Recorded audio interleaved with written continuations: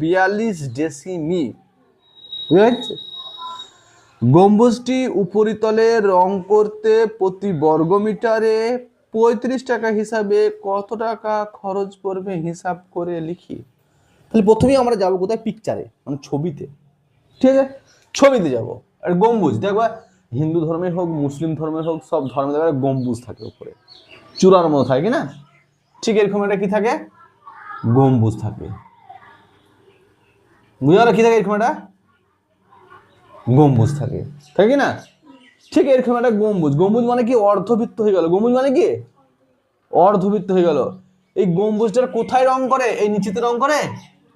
শুধুমাত্র কোনটা রং করে? এই অর্ধবৃত্তটা রং করে। বুঝা গেল? শুধুমাত্র এইটুকুনি, ভেতরে ভেতরে রং করে কি?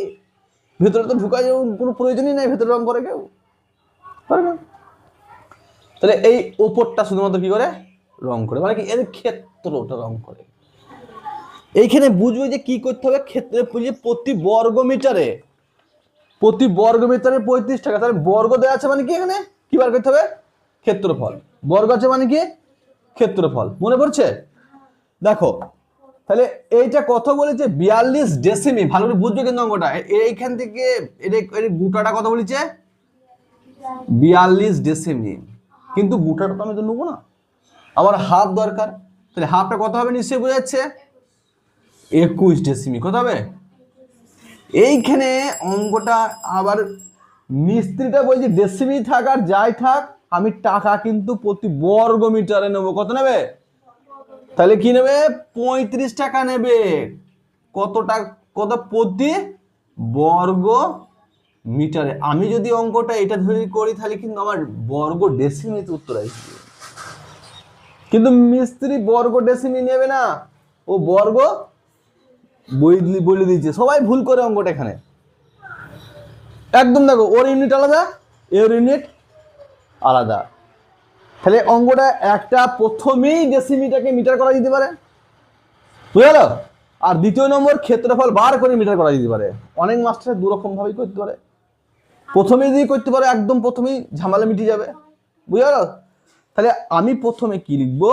যে অর্ধ গোলাকৃতি গম্বুজটির ভূমিতলের ব্যাসের দৈর্ঘ্য। প্রথমে কি লিখবো? অর্ধ, তাই তো, বৃত্তাকৃতি লিখবি না, বুঝবি আগে। গম্বুজটির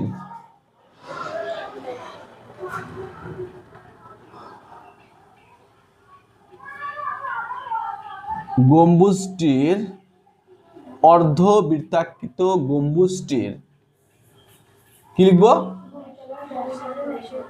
ভূমিতলের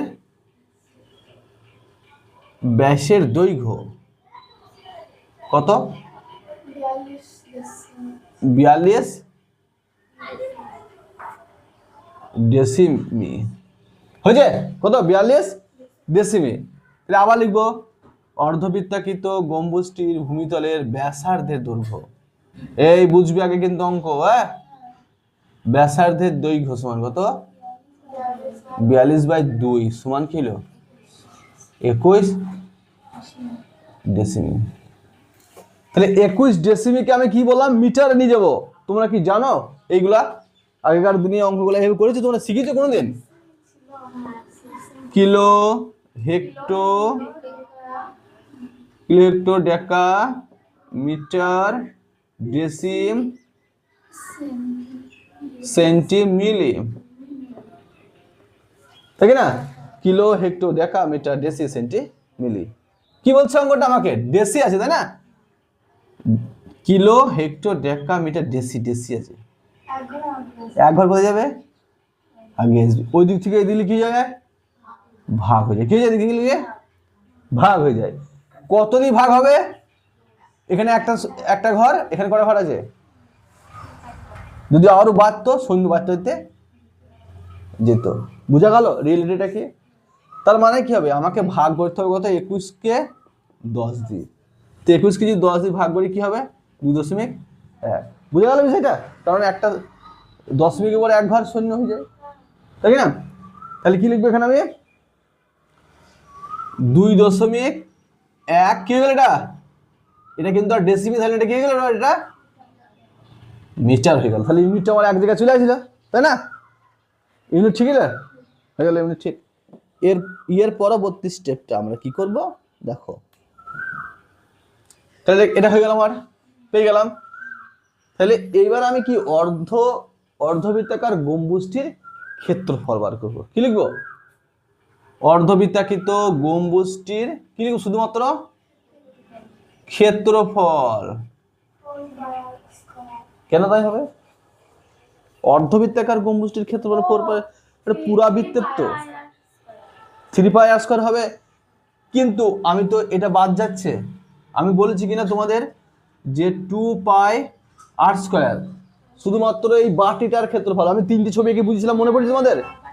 2 পাই, আমি তো এই নিচেতে গম্বুজের এই তলাটা যে সেটে থাকবে সেটা কি রং করব? করবো কি? আমি তো শুধুমাত্র এইটুকুনি জায়গা রং করব, তাই কি না? আমি এই যে মাটির সঙ্গে যেটা লেগে আছে সেটা রং করব। তাহলে আমি আবার কেন পাই আর স্কয়ারটাকে যোগ করব? তবে তো 3 পাই আর স্কয়ার হবে। আমি অঙ্কটা বলেছিলাম করানোর সময়, কিন্তু বুঝিয়ে দিয়েছিলাম ভালো করে, হয়তো তোমাদের খেয়াল আছে কিনা আমি জানি না। তাহলে পরে আমি কিন্তু এই জায়গাটা লিখবো না, শুধু 2 পাই আর স্কয়ার। আমি তো শুধুমাত্র গম্বুজটার এই অংশটা রং করব, এই নিচেতে যেটা লেগেছে ওটা তো রং করার কোনো দরকার নেই, তাই কি না? 2 পাই আর স্কয়ার, তাই তো আছে। আর এটা পাই আর স্কয়ার দিয়ে 3 পাই আর স্কয়ার ছিল, বলিনি কেউ, শুধু এটা করবো। এত বর্গ কি লিখবে এবার? মিটার, তাই কি না? এই দেখো 2 পাই আর স্কয়ার, তাহলে 2 পাই মানে কি 22/7, আর আর মানে কি 1 এর স্কয়ার। 22/7 দুবার হবে এটা, তাই না? 2.1 2.1 কেটে দেবো, 3 সাথে কত? তাহলে 0.3। কেন উঠবে? 10 হবে, সে আবার আমাকে 10 নিয়ে যেতে হবে, সেই আমার অত দরকার নাই। আমি তো কেটে দিলাম, ওপরে কি থাকছে না? তার ওপরে কি থাকছে? 2 গণিত 22 গণিত 0.3 গণিত কত? 2.1। আমার কিছু করার দরকার নাই। কত করবো এখানে?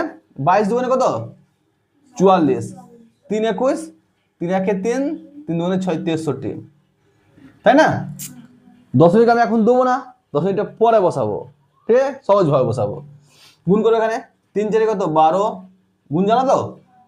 3 4 12, হাত থাকলো 1 4 6 24, আর একে কত?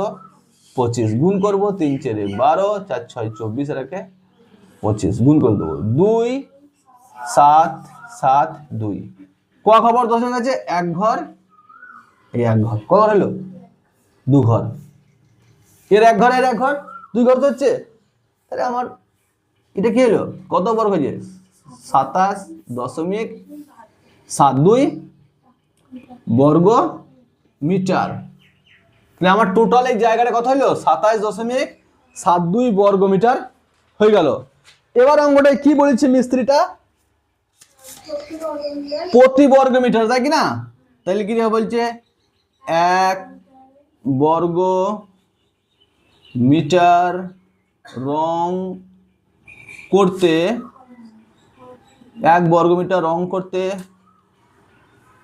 খরচ হবে ক টাকা?